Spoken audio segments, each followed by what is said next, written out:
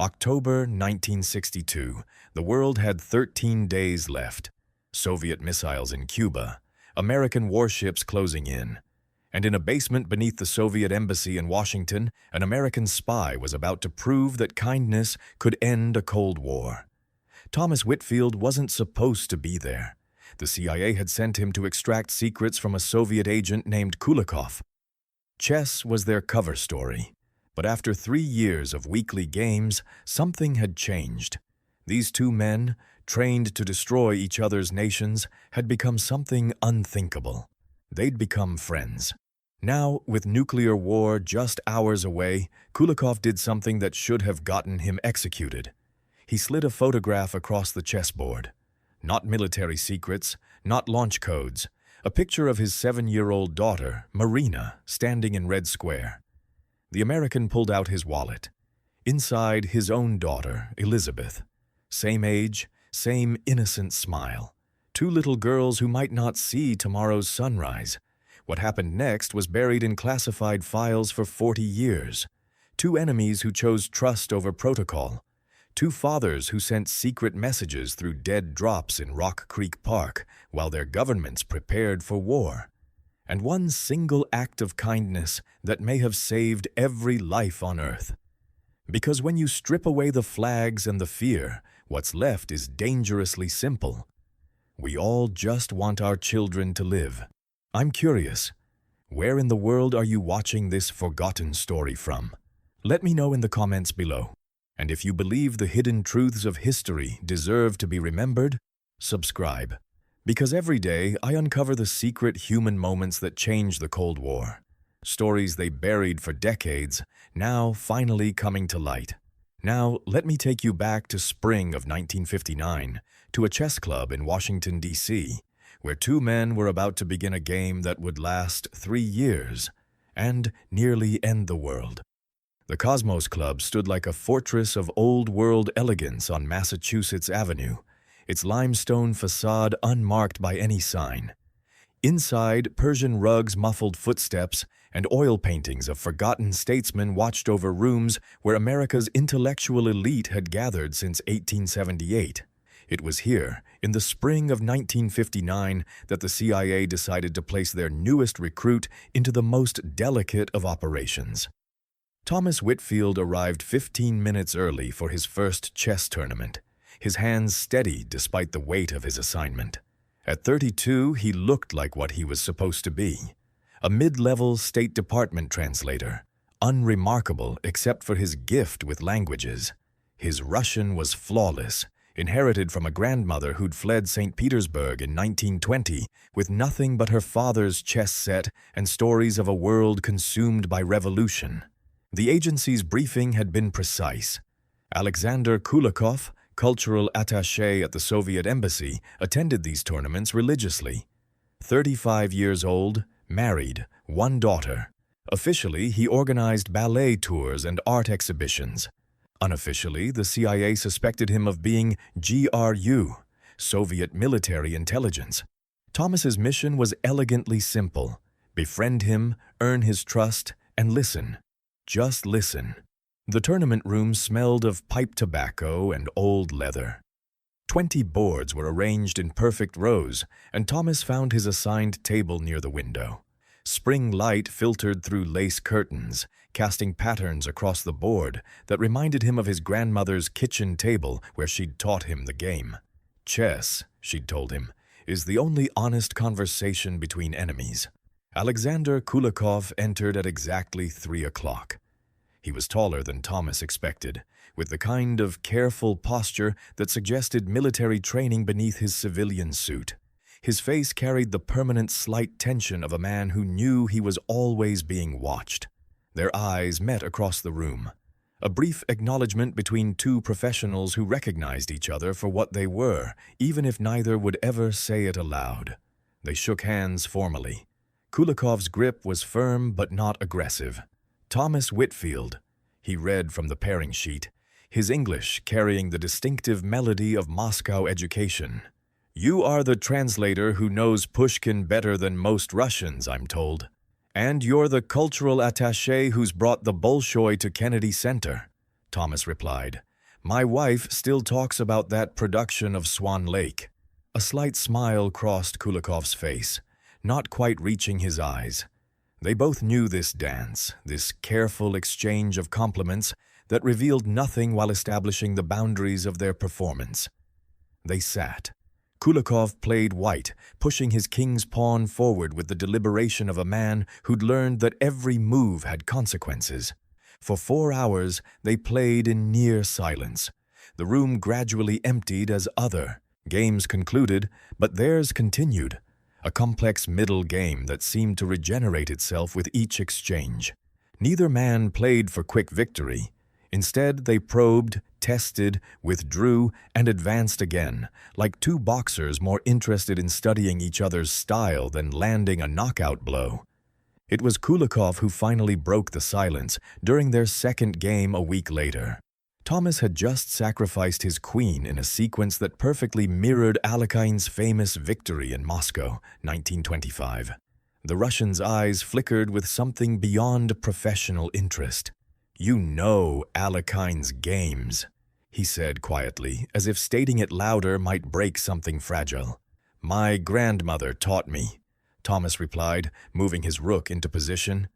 "She saw him play in St. Petersburg, before it became Leningrad." Kulikov's hand paused above his bishop. "My grandfather was there too. He spoke of that match until the day he died. Said it was the last beautiful thing he saw before the world went mad. There it was, the first crack in the wall. Not intelligence, not secrets, just two men discovering that their families had once shared the same room, watched the same game, before history had divided them into enemies. Week after week they returned to their table by the window. The conversations expanded gradually, like ripples on still water. Literature first, safe ground where Tolstoy and Hemingway could meet without triggering alarms. Then music, where Rachmaninoff's exile created a bridge between two cultures. Never politics, never current events, but in discussing Dostoevsky's thoughts on suffering or Steinbeck's portrait of poverty, they were really discussing everything. Thomas filed his reports dutifully. Subject maintains consistent cover, no signs of recruitment vulnerability, no actionable intelligence obtained. What he didn't report were the moments when Kulikov's mask slipped, when mentioning his daughter brought a softness to his voice, or when discussing his father's death in the war created a silence that said more than words could. Both men were being watched, of course. The FBI photographed everyone who entered the Cosmos Club. The KGB had their own surveillance on Kulikov.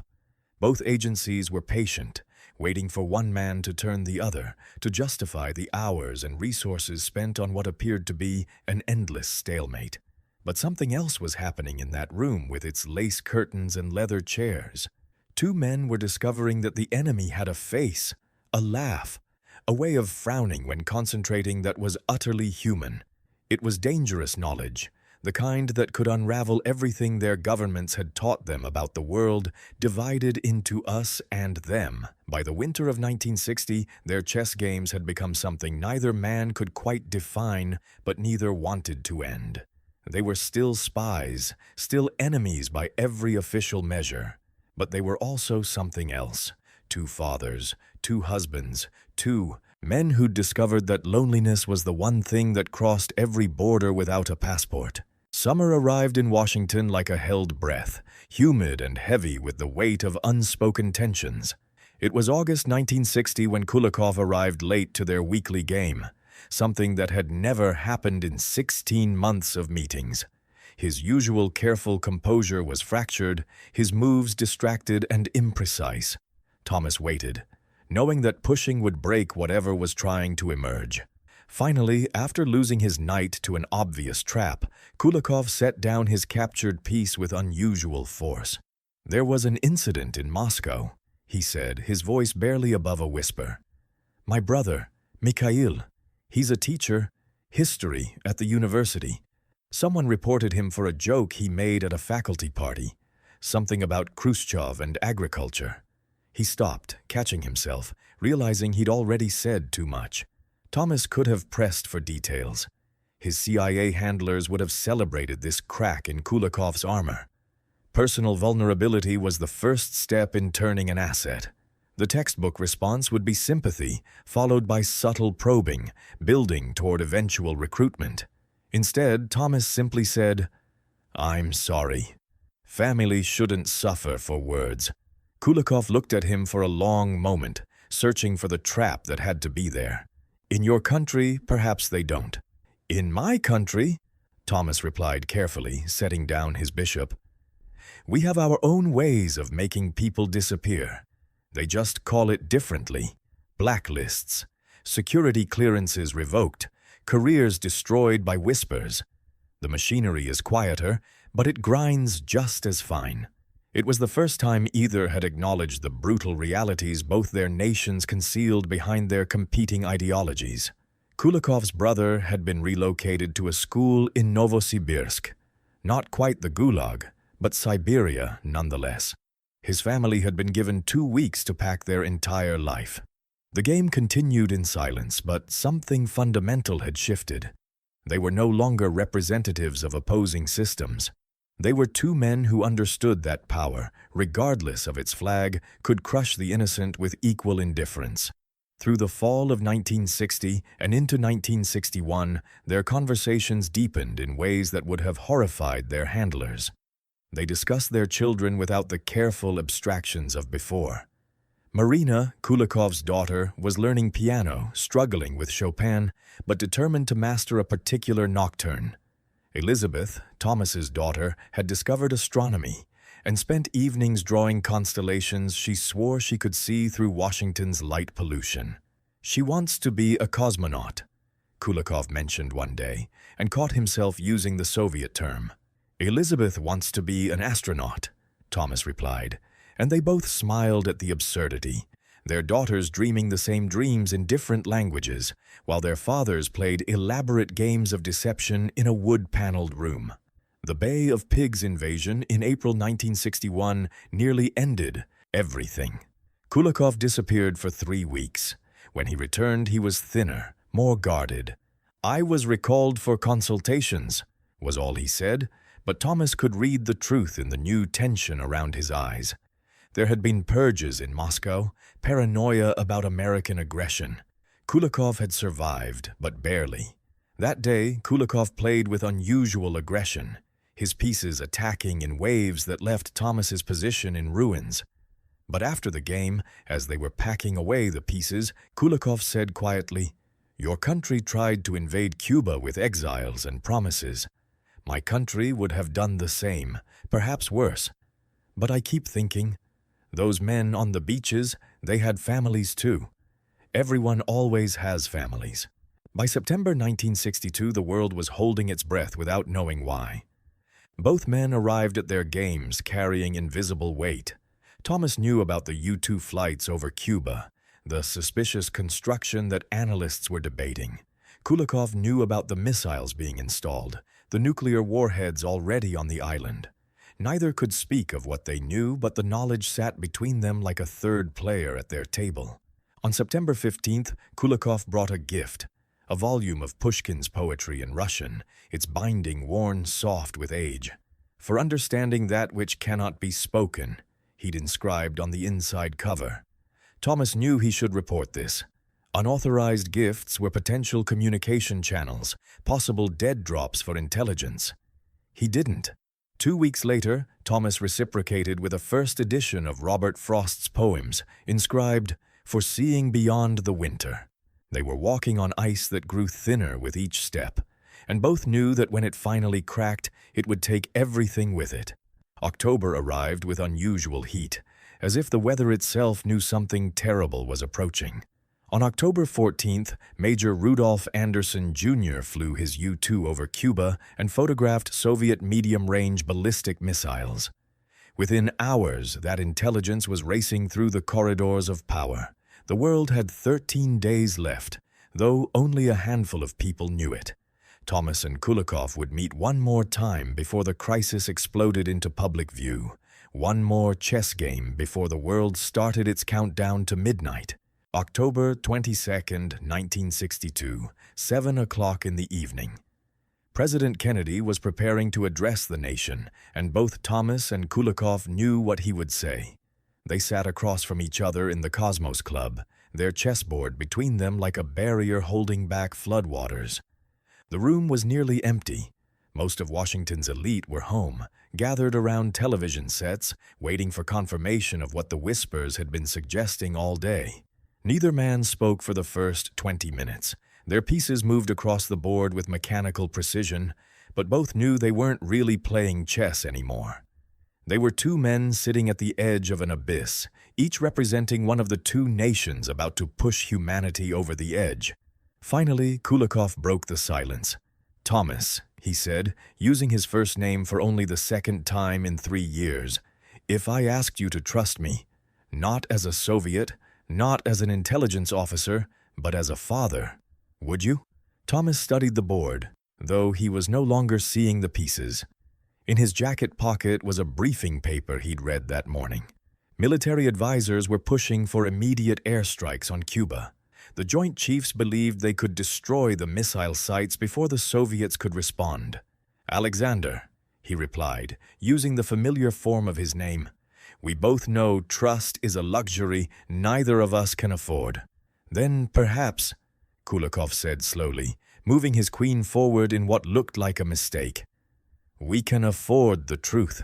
The queen sat exposed, vulnerable to Thomas's bishop. It wasn't a mistake. It was a message.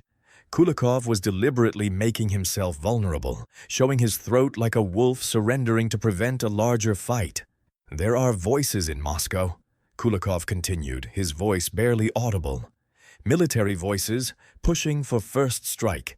They believe America will back down if we show strength. They think nuclear war is winnable if we strike first and strike hard." This was treason. Pure, simple, executable treason. Thomas felt the weight of the moment pressing down on him. He could end this conversation, report it to his handlers, possibly prevent war through official channels. Or he could reciprocate, match confession with confession.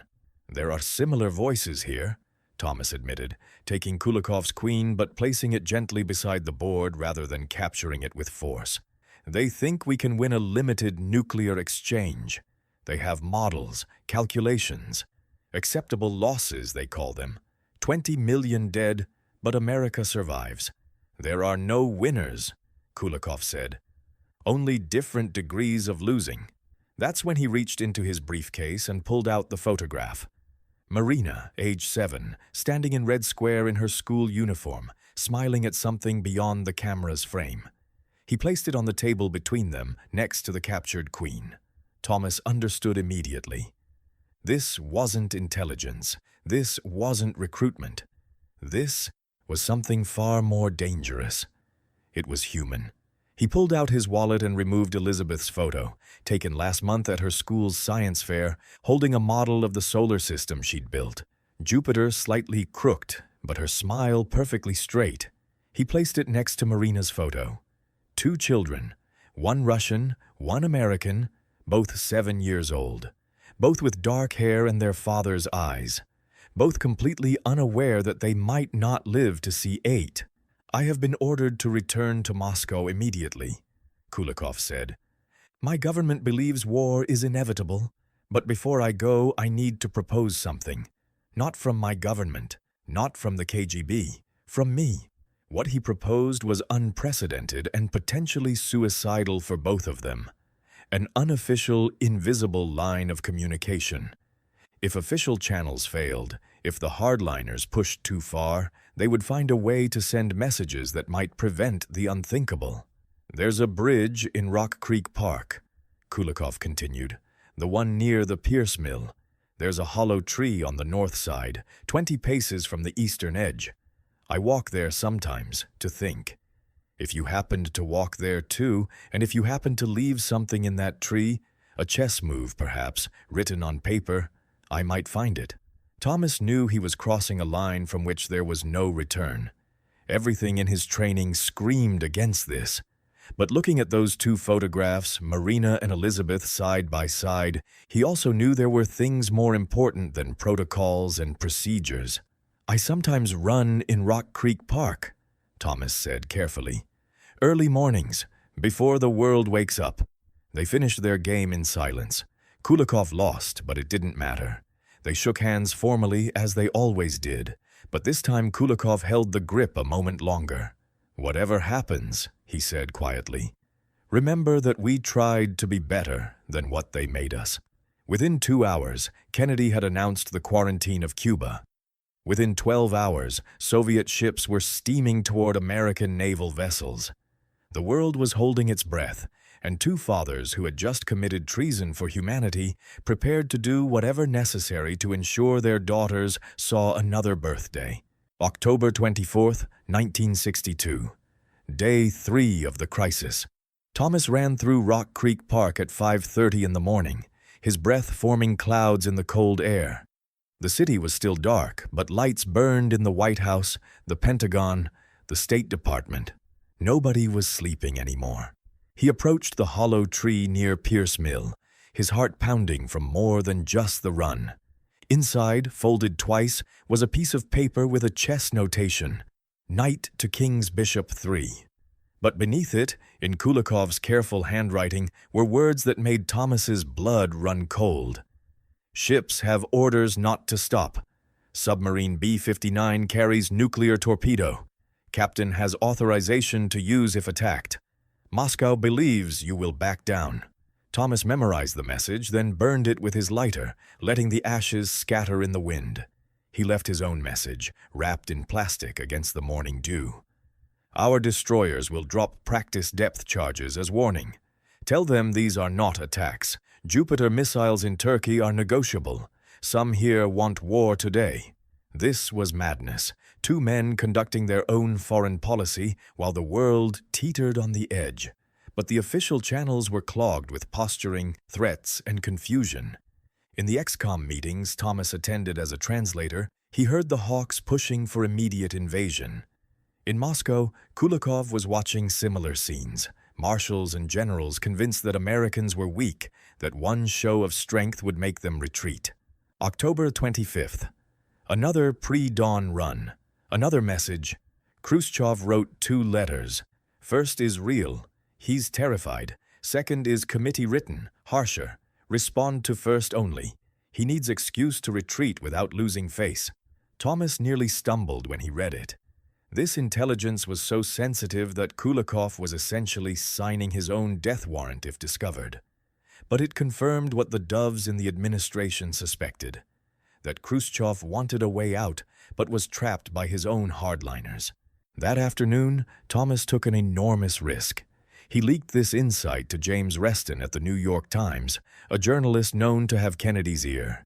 He framed it as speculation from informed diplomatic sources, suggesting that responding to Khrushchev's more conciliatory first letter, while ignoring the harsh second one, might provide a face-saving solution.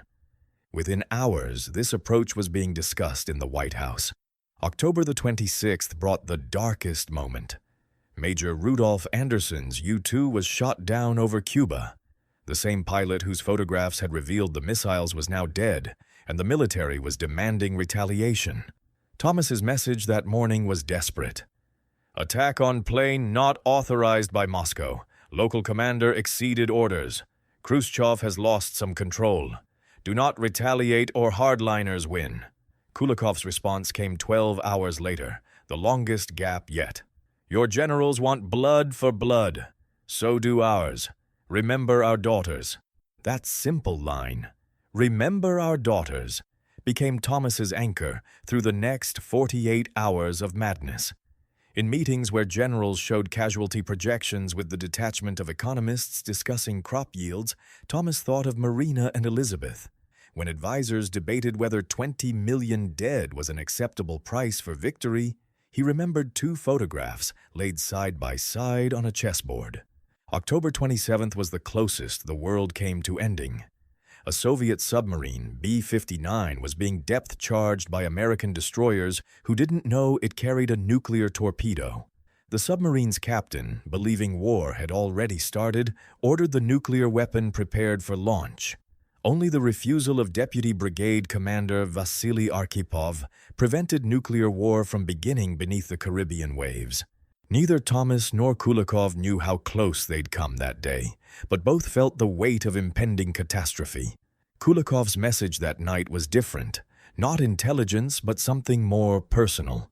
If this is the end, know that you gave me hope that enemies could be friends.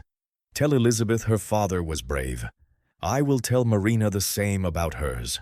Thomas wrote back, "Not the end. Khrushchev wants Cuba guaranteed, no invasion. Kennedy will agree privately. Push for this. Both sides can claim victory. Our children will see Monday." He was exceeding every boundary now, essentially conducting negotiations neither government had authorized.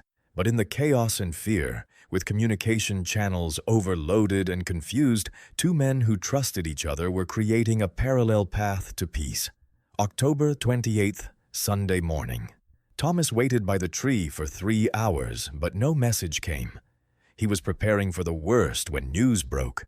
Khrushchev had announced on Radio Moscow that Soviet missiles would be withdrawn from Cuba. The crisis was over. That evening, a final message appeared. We did not save the world, but perhaps we helped it save itself. The chess game continues. Until we meet again, my friend. They both knew they would never meet again. Kulikov would return to Moscow under a cloud of suspicion. Thomas would bury his role in these 13 days so deep that even his wife would never know. But for 13 days in October, two fathers had chosen humanity over ideology, trust over protocol, and possibly helped prevent the death of everything they loved. November 1962 passed like a slow exhale after holding your breath too long. The missiles left Cuba on Soviet ships, watched by American reconnaissance planes that counted every crate. In Moscow, Kulikov returned to his desk at the embassy's cultural department. But everything had changed. He was still there, still alive, which meant they hadn't discovered his treason.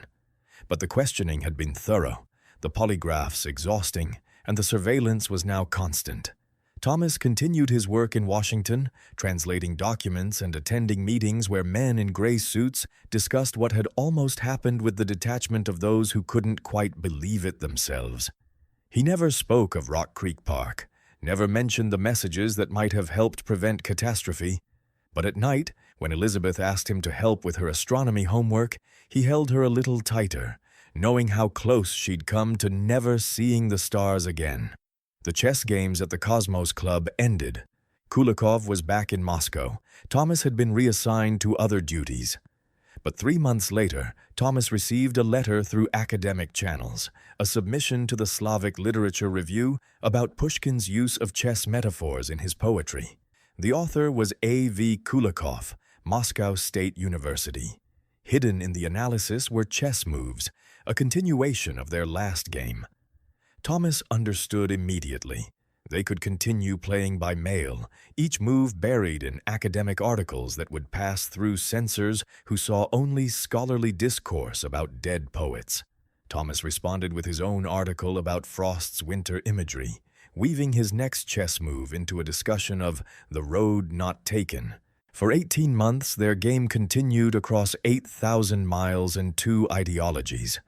With each article came small details, carefully hidden.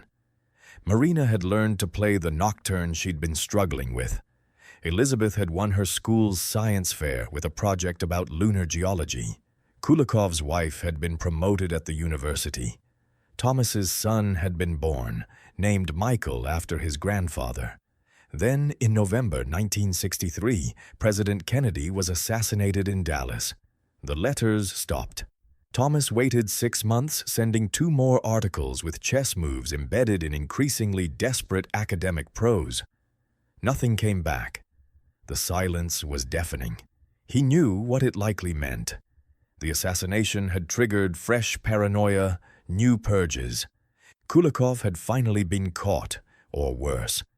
It wasn't until August 1968, during the Prague Spring's violent end, that Thomas learned the truth. A Czech diplomat defecting to the West was debriefed by the CIA, and Thomas was brought in to translate. The defector mentioned a Russian academic he'd met at a conference in Novosibirsk. Alexander Kulakov, teaching American literature at a small institute in Siberia.